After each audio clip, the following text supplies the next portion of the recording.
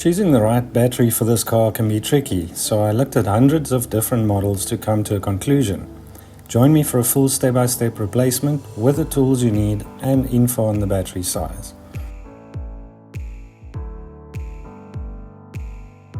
Loosen the negative terminal first, which is the smaller of the two terminals, and then the positive. And that's because, well, it's all explained in this video link on the screen.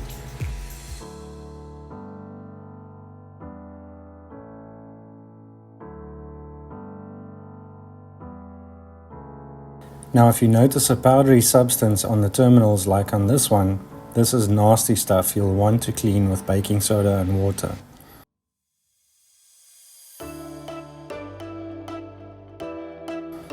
The battery is secured with an ECU bracket with 2 bolts at the back here. There should be enough space for a spanner, but a socket extension will make your life a lot easier.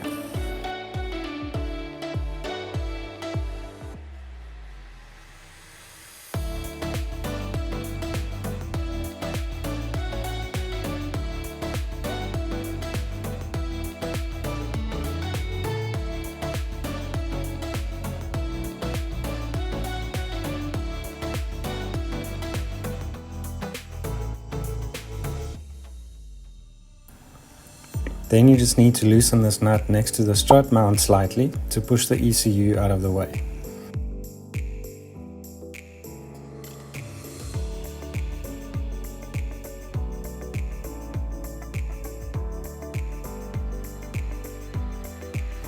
I've seen quite a few different battery sizes fitted to this model, but this size is ideal if yours is fitted with an insulating jacket and it's a 1.2 or 1.4 petrol model. I'll share some info on this battery a bit later.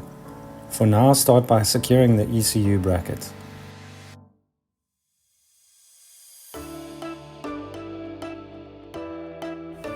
If you find these videos helpful, please consider subscribing. It's free and as simple as tapping the button below the video. It really helps us to make more videos.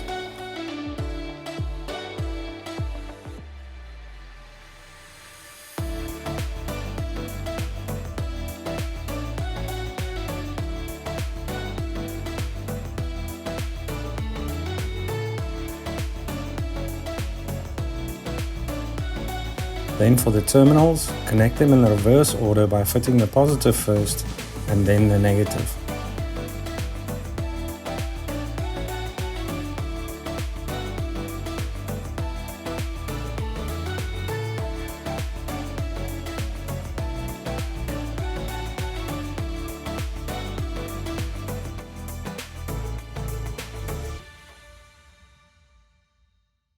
The battery we used is a 45 amp hour enhanced flooded battery with these dimensions, but whether it's a normal flooded, EFB or AGM doesn't matter, it just depends on your budget and battery lifespan requirements.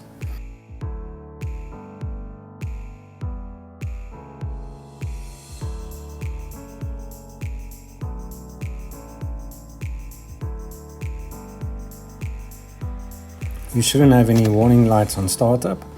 You'll just need to set the time and date on the LCD display.